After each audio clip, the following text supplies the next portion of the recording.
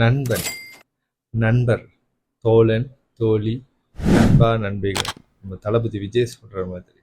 இன்னைக்கு வீடியோல நம்ம என்ன டாபிக் பார்க்க போறோம்னா, தளபதி என்ன சொன்னாருன்னு இல்ல. நல்ல நண்பர்கள எப்படி சூஸ் செய்யறதுன்னு அப்படின்னு கேள்விக்கு பதில் தான் நம்ம இன்னைக்கு தொடர்ந்து பேசலாம். ஆக்சுவலி இந்த நண்பர்கள எப்படி நம்ம தேர்வு செய்யறதுன்னு யோசிக்கும்போது, பிகினிங் ஏஜ்ல நமக்கு அந்த சாய்ஸ் இருக்கிறதுலன்னு சொன்னா அதுதான் உண்மை. நம்மக்கிட்ட நல்லா பேசுறவங்க, கிடைக்கிறவங்க எல்லாரும் நம்மளோட நல்ல நண்பர்கள்னு நினைச்சுட்டு இருந்திருப்போம். அதுவே இப்ப ஒரு நல்ல நண்பர்களா நம்ம சூஸ் பண்ண முடியும்னு சொல்லும்போது, நம்ம என்னென்னலாம் செய்யணும்? வீடியோக்குள்ள பார்க்கலாம். ஸோ இந்த வீடியோவ ஃபுல்லா பாருங்க. Welcome to my channel. நான் உங்கள் தயா. இப்போ நண்பர்கள் சொன்னா எந்த ஒரு எதிர்பார்ப்பும் இல்லாத நண்பர்கள் என நம்ம ஈஸியா சொல்லலாம்.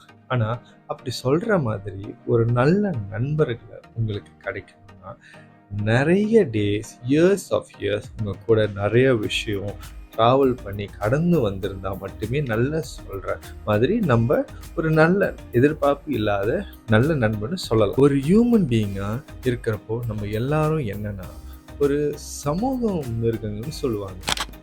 சமூகம் மிருகங்க ஒண்ணுக்கு ஒண்ணு ஒத்துழைச்சு வாழுதுன்னு நாம தனித்தனியா இருக்கிறத விட நம்ம சேர்ந்து இருந்தாதான் எனக்கும் பெனிஃபிட், உனக்கும் பெனிஃபிட்னு அப்படின்னு ஒரு தாட்ஸ்ல தான் எல்லாரும் இருப்போம்.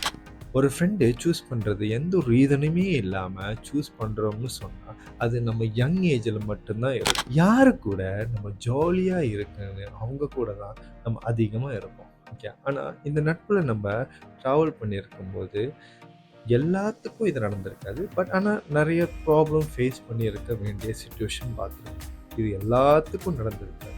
சில பேத்துக்கு இதெல்லாம் அவங்க ஃபேஸ் பண்ணியிருப்பாங்க. நம்ம நண்பர்கள் செய்ற தவறா இருக்கட்டும், சம்டைம்ஸ் எந்த ஒரு சிச்சுவேஷன் நமக்கு அன்பிளசன்டான சிச்சுவேஷன்ல நம்ம இன்வால்வ் பண்ணியிருப்போம். இந்த மாதிரியான விஷயங்கள் வரும்போது தான் நமக்குள்ள நல்ல நண்பர்கள் இருக்காங்களா இல்லையான்னு ஒரு கேள்விக்கு நமக்குள்ள வரும் இல்லையா? நம்ம என்ன புரிஞ்சுக்கணும்னா, இந்த குழப்பங்கள், கன்ஃப்யூஷன் நமக்கு வரும்போது தான், நமக்கு ஒரு சொல்யூஷன்க்கான ஸ்டெப்ஸ் கிடைக்குது. நட்புக்கு சில குவாலிட்டிஸ் மட்டும் இருந்தா போதும். நண்பர்கள கரெக்ட்டா சூஸ் பண்ணிறலாம். பேசுறோம், பழகுறோம். இந்த ஒரு விஷயத்த கொண்டு நம்ம நண்பர்கள் சூஸ் பண்ணும்போது, ஒரு லைஃப் லாங் ரன் மேபி அவங்க நம்ம கூட இருப்பாங்கன்னு சொல்ல முடியாது. எக்ஸாம்பிள், நம்ம ஆஃபீஸில் ஒர்க்கிங் கொலீக்ஸ் நிறைய பேர் இருப்பாங்க. ஆனால் அந்த ஒர்க்கிங் கொலீக்ஸ் எல்லாமே நம்மளோட ஃப்ரெண்டுன்னு சொல்ல முடியாது. ஃபேஸ்புக், ட்விட்டர், ஐஜின்னு இதில் 100 1000 பேர் இருக்கிறவங்கள எல்லாரும் நம்ம ஃப்ரெண்டுன்னு சொல்லிட முடியாது. ஒரு நல்ல நண்பர் ஒருத்தர் இல்லைன்னா 4 பேருன்னு நமக்குன்னு இருந்தால் போதும். இந்த உலகத்தில் வர்ற பல பிரச்சனைகளை நம்மளால் எதிர்த்துடலாம். First, trustworthy. ட்ரஸ்டான பர்சன்னா அவங்க என்ன வேணும்னாலும் பண்ணிடுவாங்கன்னு அப்படின்னு இல்லை. உங்களுக்கு கொடுத்த வார்த்தையை நிறைவேற்றிட முடியுமா? அந்த நபர் உங்ககிட்ட ப்ராமிஸ் பண்ண மாதிரி ஏதாச்சும் செய்கிறாங்களா? ரொம்ப நோட் பண்ண வேண்டிய விஷயம், உங்க முதுகுல குத்தாம இருக்காங்களா? இதுதான் மூலாதாரம். அப்படி இந்த ஒரு விஷயம் இல்லைன்னா அந்த நட்பு ஒருத்தருக்கு ஒருத்தர் மோசடி செய்யும் நண்பர்களா ஒரு தவறான வழி தள்ளப்படும். Second, honesty. நீங்க ஒரு ஒப்பீனியன் அவங்க கிட்ட கேட்குறீங்கன்னா அந்த விஷயத்த பயம் இல்லாமல் உங்ககிட்ட ஷேர் பண்ணுறது, அவங்க மனசுல பதட்டமே இல்லாமல் அப்படியே சொல்றது தான் ஆனஸ்டி. சேம் டைம் நீங்க ஒரு நல்ல நபரை தேர்வு செய்யணும்னா நீங்க உங்க மைண்ட் செட்டை கிளியரா வச்சு என்னன்னா, என்னோட நண்பன் எனக்கு ஃபேவரா ஒரு விஷயத்த தான் நான் கேட்குற மாதிரி அவர் எங்ககிட்ட சொல்லணும்னு இல்லை. எப்படின்னா, நீங்க ஒரு உண்மையான சரி, தவறுன்னு என்னான்னு ஒரு விஷயத்த உங்கள்ட்ட ஷேர் பண்ண வேண்டிய ஒரு நண்பரை நீங்க இழந்துருவீங்க. ஏன்னா, அப்படி சொல்ற நண்பர்கள் தான் நமக்கு தேவை. 3வது, சப்போர்ட்டிவா இருக்கணும். இப்போ நீங்க ஒரு டிசிஷன் எடுத்திருக்கீங்க. அந்த டிசிஷனுக்கு அவங்க சப்போர்ட்டிவா இருக்கணும். இந்த சேம் டைம் நீங்க எடுத்த தவறான டிசிஷனுக்கும் சப்போர்ட்டிவா இருக்கணும்னு ரைட்டோ ராங்கோ அந்த டிசிஷன் எடுத்துட்டேன். பட் அது தவறான விஷயம் இல்லாத வரைக்கும் என்னால் முடிஞ்ச சப்போர்ட் உனக்கு நான் கொடுக்க முடியும். சப்போர்ட்னு சொல்லும்போது அது மணியாக தான் இருக்கணும்னு இல்லைங்க. அது ஒரு அதிகமாக நம்ம லைஃப்க்கு தேவைப்படுற மாதிரி ஒரு மோரல் சப்போர்ட்டாக கூட இருக்கலாம். இதெல்லாம் தான் ஒரு மெச்சூர்டான பர்சன் செய்கிற விஷயம். நல்ல மனிதராக தெளிவான ஒரு பர்சனா இருக்கணும். 4வது மியூச்சுவல் ரெஸ்பெக்ட். நம்ம ஃப்ரெண்ட வாடா, போடா, பேட் வேர்ட்ஸ்ல கூட நம்ம கூப்பிட்டுக்கலாம். அது தவறு இல்ல. இதெல்லாம் நட்புக்குள்ள ஒரு அங்கம் தான். பட் ரெஸ்பெக்ட் ரொம்ப முக்கியங்க. எக்ஸாம்பிள், நம்ம எப்பவுமே ஃப்ரெண்டை டீக்ரேட் பண்ணியே பேசவும் கூடாது. அப்படி பண்ணும்போது அவரோட டிக்னிட்டி, ஏன் அவங்க ஒரு போதியான பர்சனாக இருக்கலாம், அதனால் அந்த நட்பு ரொம்ப பாதிக்கும். சிம்பிளாக சொல்லணும்னா, both need to have a same respectful stand each other இருக்கணும் அவசியம். இப்போ நம்ம ஃப்ரெண்டு ஒரு விஷயம் பண்ணுறாங்கன்னா, அவங்க பண்ணுற விஷயம் தவறாக இருக்குது.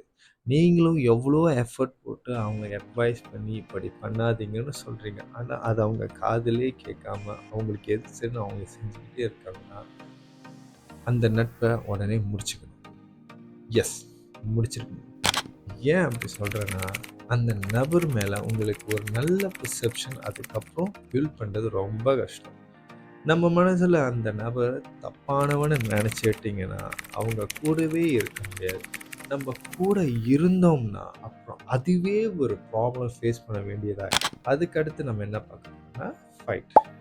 Girl friend, boy friend, married people, இவங்க ரிலேஷன் மட்டும்தான் ஃபைட் இருக்கணும்னு இல்லை. நல்ல நட்பு, சண்டைகள் இருக்கணும். அதுக்குன்னு குத்து சண்டைகள்லாம் இல்லைங்க.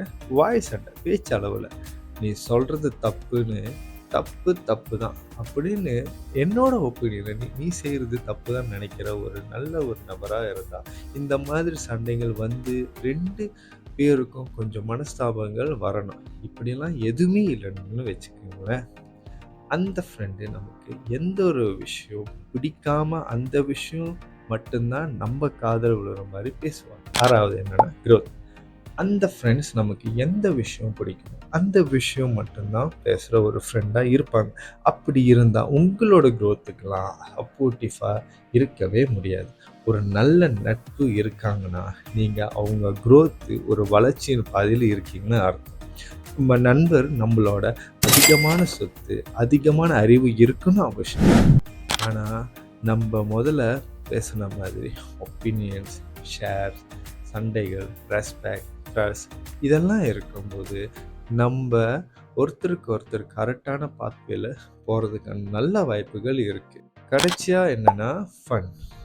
ரொம்ப முக்கியமான விஷயம், நம்ம நண்பர் கூட இருக்கும்போது நம்ம நல்ல ஃபன்னாக இருக்கிறது, நம்ம சந்தோஷமாக உணரணும். அவங்க கூட இருக்கும்போது நீங்களாகவே இருப்பீங்க. நம்ம என்ன வேணும்னாலும் ஷேர் பண்ணிக்கலாம், பேசுறது இதெல்லாம் தான் will make you feel better. நீங்கள் கேட்கலாம், இந்த மாதிரி பார்த்து தான் நான் நண்பர்களை சூஸ் பண்ணணுமா? உங்களுக்குன்னு இருக்க வேண்டிய ஒரு 4-5 ஃப்ரெண்டு இருக்காங்கன்னா, அவங்க இந்த மாதிரி குவாலிட்டி இருக்காங்களா, நல்ல ஒரு நபராக இருக்கக்கூடியவங்களான்னு பாருங்கள். உங்கள் நட்பும் நல்லா வளரும், வாழ்க்கையும் இன்னும் நல்லா அழகாக இருக்கும். இல்லைவா? நான் வந்து ஐஜிலேயும் ஃபேஸ்புக்லேயும் சோஷியல் மீடியா இருக்கிறவங்க எல்லாத்தையும் தான் நான் ஃப்ரெண்டாக நினைப்பேன்னா, நீங்கள் அப்படி கூட நினச்சிக்கோங்க. நீங்கள் எல்லாருக்கிட்டையும் பழகிறத நீங்கள் ஒரு ஃப்ரெண்ட்லியாகவும் நல்ல நட்பு உணர்வு நீங்கள் பழகலாம், அது தப்பே இல்லை. ஆனால் அவங்களுக்கு என்னோட நண்பன், என்னோட மாப்பிள்ளடா, என் மச்சான்டா அப்படின்னு வச்சுக்கணுன்னா அந்த சில பேர்கிட்ட மட்டும் இந்த குவாலிட்டிஸ் இருக்கான்னு பாருங்கள். உங்கள் லைஃப் ரொம்பவே பெட்டராக இருக்கும். இந்த வீடியோவை உங்களுக்கு பிடிச்சிருந்தா லைக் பண்ணுங்கள், ஷேர் பண்ணுங்கள், சப்ஸ்கிரைப் பண்ணுங்கள். உங்களுக்கு இந்த மாதிரி நல்ல ஒரு ஃப்ரெண்டு ஸ்கூல் லைஃப்பில் இருந்து இன்ன வரைக்கும் உங்கள் கூட இருந்தாங்கன்னா அவங்களுக்கும் இந்த வீடியோவை ஷேர் பண்ணுங்கள். நான் என்னோட நண்பர்களுக்கு இந்த வீடியோவை நான் ட்ரிபியூட் பண்ணுவேன். See you all in the next video.